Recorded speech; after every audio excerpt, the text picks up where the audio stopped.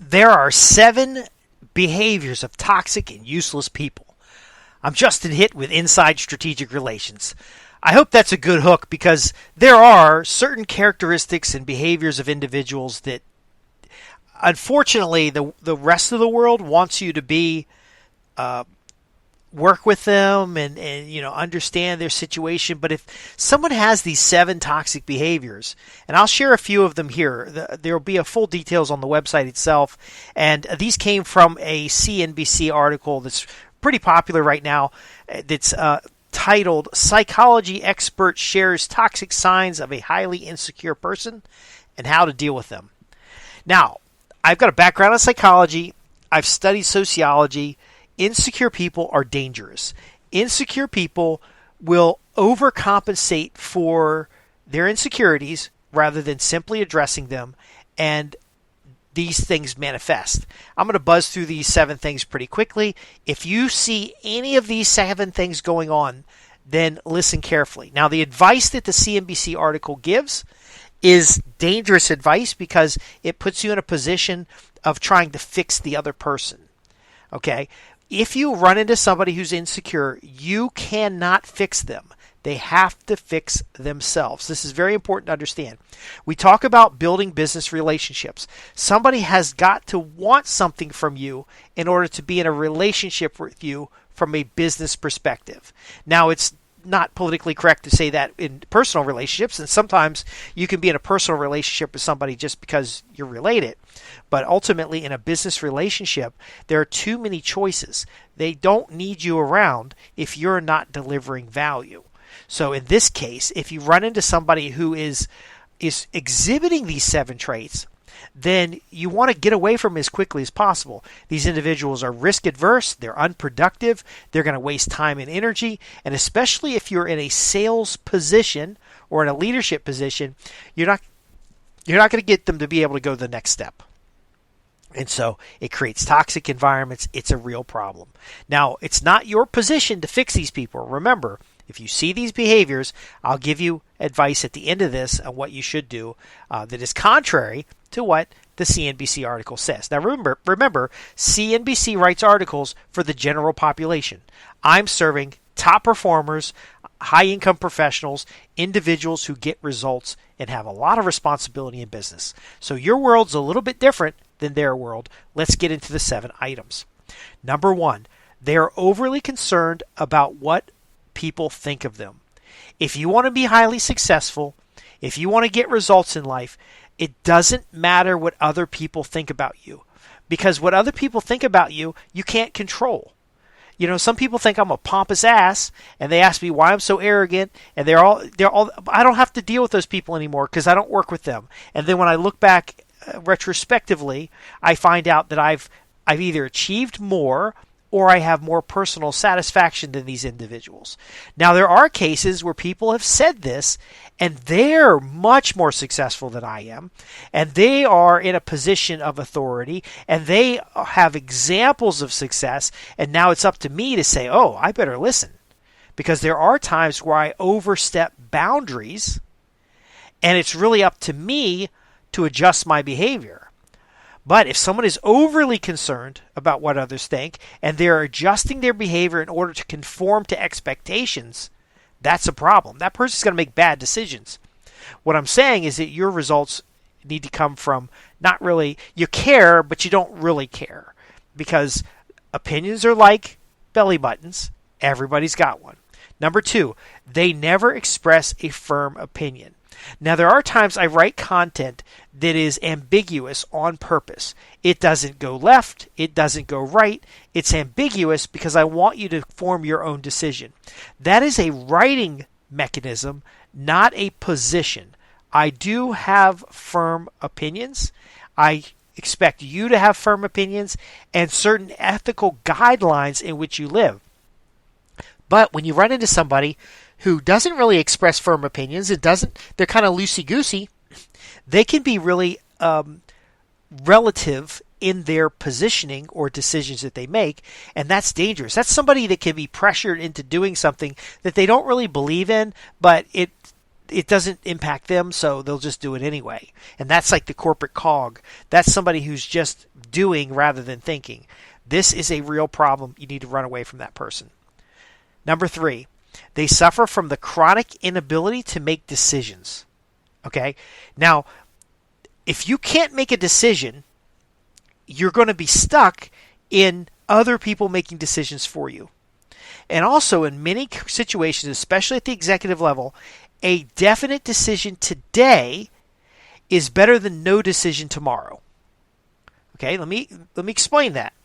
If there's a problem, it's better to assign somebody to start working on the problem than it is to let the problem fester. Now, you have to be able to change your mind. So today you say, we're going to take these actions, and then you get additional information, and then tomorrow you take new actions, or you set 2 people up in parallel. Well, these insecure people, they are unable to do that. And they'll say, well, let me get back to you on that. Rather than ask the questions to get more information, they'll say, well, let me sleep on that. Those dangerous people, because again, the pressure of the bad situation grows. Now, it's okay if they have situations that have little consequence, but again, if they still can't make decisions, even when there's little consequences, danger sign. Danger, Will Robinson. You must address that, and I'll talk at the end of this video or the end of this audio on how to address it. Number 4, they frequently try to change direction of projects and meetings. I don't know if you've ever seen it, but the folks that are in a meeting and they will try to get it either to orient around something they want, or they'll sidetrack the meeting, or they'll ask a tangential question. It's just wasting people's time. I've been in meetings where there's 150 people on a telephone call, and the executive opens up for questions, and somebody's just asking a wild question. It's a good question if you want to pin down the executive and get them to talk for a long time, because if the executive doesn't answer the question, they look like an idiot, and it turns out even if they do answer the question, they look like an idiot. But people who ask those questions, you've got to say to them, that's a very good question, and I'd like to get in touch with you after the meeting to answer it. There's a few points I can cover right now, but it's very important I better understand the context of where you're coming from when you ask that question. Then you can give like a 2 bullet point answer and then just move on. Again, that person is sidetracking the meeting. Hey, that's a really good, important point. Let me put that in the parking lot, and we're going to cover that at the end of the meeting if we have time. Do you see what I'm saying here? These people are meddlers. I actually have a manual from the 1940s on how to sabotage organizations. It's from the CIA or the OSS. It's prior to the CIA. And this manual has a list of things that I see almost in every corporation that has problems, that calls me in or calls my organization asking questions, and really sidetracking meetings, changing the direction of a meeting or a project. Danger sign. You need to reevaluate. So in a project's case, reevaluate the project against its project plan. That's why we always do written project plans. And then in the meeting, reevaluate the sidetrack against the meeting agenda. Hey, thank you very much for bringing that up. We have a couple agenda items we'd like to get taken care of right now. Let me write that down, and then you physically write it down, make sure they see it, and then we'll get to that shortly. You don't say when you're going to get to it, because you may never get to it. They are insecure. They're overcompensating. They think if they ask a question during the meeting, somebody's going to notice them, and they're going to become, they're not going to get lost. And this happens with remote workers too, because I've been criticized for being on meetings and being too quiet. But also, there's been times I've seen other people not get criticized for being too noisy, and really just bringing up things, and that really shuts down your introverts. It really shuts down people that have good ideas, because, again, this person's overcompensating. This person's trying to get attention where they don't deserve it. They're not listening or paying attention, or they may even be nasty or abusive to other people, because this can happen with managers as well. Number 5, they put other people down to make themselves look more important. Now, I have a special report called, the working title is Effects of Bad Bosses. It's really about corporate kiss asses and people who really exhibit these behaviors, because they don't feel good about themselves, but they want to exert power, kind of a dominatrix kind of way. And so if they can, make a quip about somebody, or they can put somebody down or throw somebody under the bus, they actually get a kick out of it. And I've been in environments where there's narcissistic and toxic people who exhibit even some of these characteristics. By the way, there's 7 traits. If somebody exhibits even 3 of these traits, you need to change direction. But they're narcissistic, and they want everybody to worship them, and they want everybody to listen to them, and they'll sidetrack meetings, and they'll make people look bad so that they look like the best person in the room. It's toxic. Britney Spears, toxic. Anyway, number 6, they constantly talk about how busy they are when they're not actually that busy. I'm big on performance metrics because some people are legitimately busy, and when you ask them to do something, they say, yes, my plate's full, I can't do that, I'm so busy. But there are other people who say that as default because they just don't want to do the work. They're kind of just skating by. How do you tell the difference? Well, again, performance measures and transactional performance measures. Not that you want to squeeze so many transactions out of somebody, because the transactions could have different sizes. In the IT world, for example, a system remediation could take a day, and then another remediation on the same type of problem could take 2 days in another environment. So again, you want to be thinking about that. They are showing that they're in demand. They're trying to make themselves seem more important by saying how busy they are. The next question is, okay, let's go over what you're doing so that we can work out priorities. Now, that's not really a question. That's a statement, but you're asking them indirectly, tell me about what you're doing. Show me the 10 things that you're working on. And they're going to have trouble coming up with 5, or they're going to have 10 characteristics of one thing they're supposed to be working on. It's a problem. Number 7, they are paranoid meddlers who make you question your every move. Now, this is very often with managers. They're going to question, why didn't you do the work the right way? Now, that OSS manual talked about always seeking perfection. They're going to say, hey, wow, that's interesting. Why did you do it that way? Well, sometimes that's legitimate. Again, you have to judge the person. I know ye shall not judge. But ultimately, you have to, in building business relationships, you have to understand the individuals. These 7 traits can sidetrack you and trick your brain into thinking the problem is you when it's really the other person. So what you got to be able to do is abstract from yourself, and we're going to go ahead and go into the tips on how to handle this. But that individual is not doing a self-assessment. They're not very self-aware of their situation. They feel that they have low self-esteem. They feel like that they're incompetent. They feel like they got problems that they're going to cover up, rather than saying, okay, I've got problems, let me make a list, and then I'll start fixing these problems. Because again, if you do these things and you have low self-esteem, or you feel useless, or you don't feel very good about yourself on the inside, there are things that you can do rather than being risk-averse and unproductive and nasty and abusive and all that other stuff. So think about these 7 traits. And now let's talk about how we address them. Now, first off, CNBC talks about all this kumbaya stuff about how you be compassionate about the person. No. If you're the manager of a person like this, go ahead and find a replacement. Okay? You're not going to be able to fix them. Again, it's not your job to fix somebody. And in these types of situations, they are the only ones that can fix themselves. Next, don't invest too much time in playing their game. Now, you can take a little bit of time to assess whether this is legitimate or not, because sometimes younger workers are trying to impress you, but really they need mentoring and coaching. And I've been in that situation. I've gone in and I've tried to be the smartest guy in the room when I should have been paying attention to the smartest people in the room and taking notes. And so if this is a younger worker, if this is somebody who has potential in other areas, then you want to look at how you can mentor the individual. But again, if they have low self-esteem, you're not going to be able to fix them.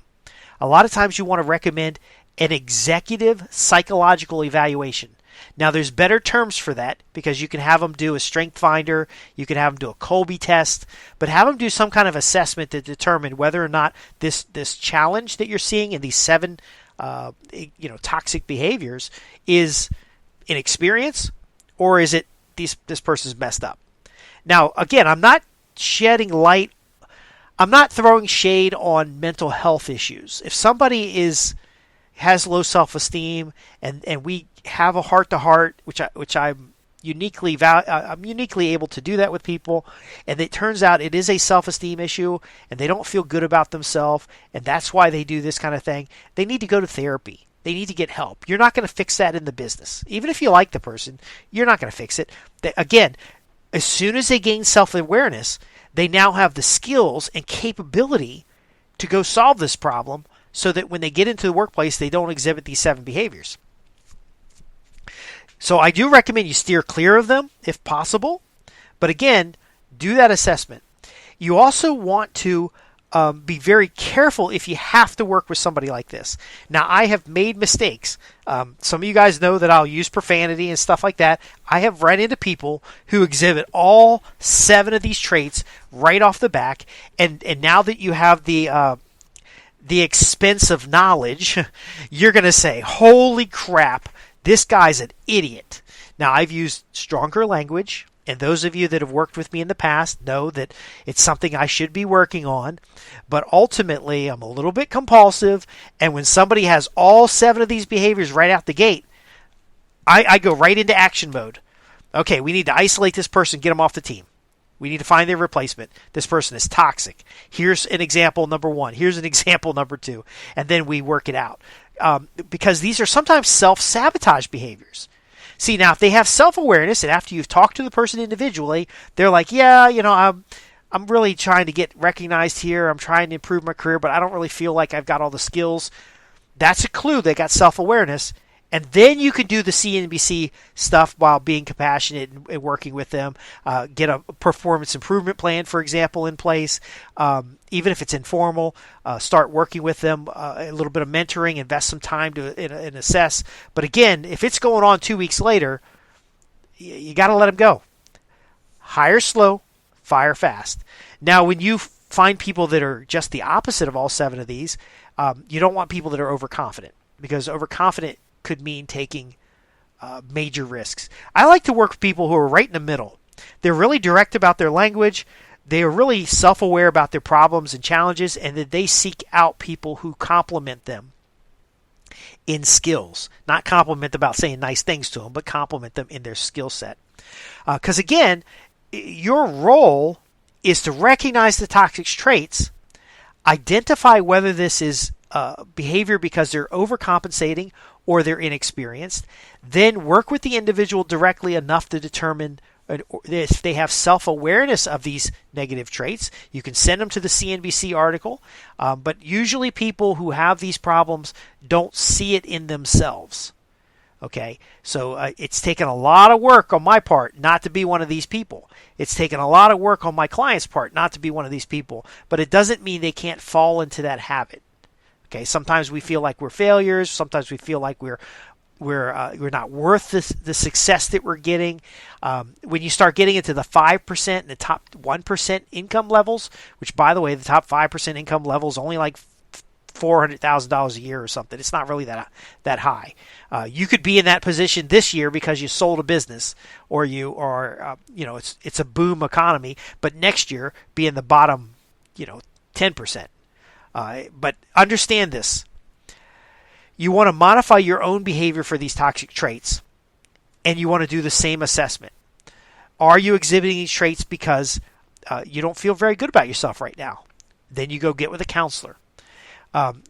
You may want to do a real psychological examination, including brain scans, because some of the things that have happened, including COVID and the government issues and everything, have built kind of a mass psychosis that people are exhibiting mental health issues that didn't have them in the past. Also, there's problems with food and other things we can talk about at some other time. So if you're seeing these traits in yourself, then you do something about it. You become self-aware of it. You understand your situation. You start out with a plan. You get a copy of my book, What Do You Want and How Do You Get It? And you do the exercises in the book where it'll build out your plan. If you see somebody else doing this, you recommend the book to them, or you recommend some kind of goal-setting plan, some kind of performance improvement plan, and then ultimately you focus on the outcomes.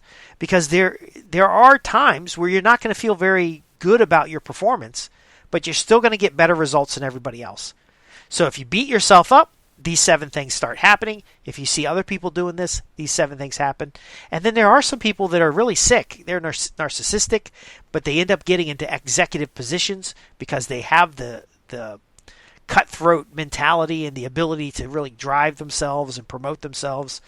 And then there's people who just, once they become self-aware, these traits go away. So again, I'm Justin Hitt with Inside Strategic Relations, and we've been talking about the 7 behaviors of toxic and useless people.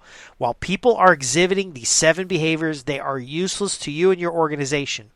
If you want to build relationships, if you want to increase your influence, then you go through the steps that we talked about to assess the situation and either get out of the situation by you finding a new opportunity or you finding a replacement for this person, or ultimately this person fixing themselves.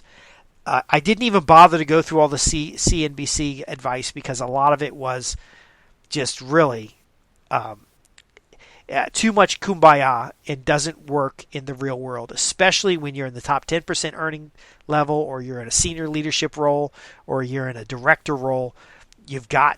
There's too much liability. You've got to really do things different. So I hope I've given you that. If you have specific questions, visit me at www.insidestrategicrelations.com, and I'll see you in the next episode. This has been the Inside Strategic Relations newsletter.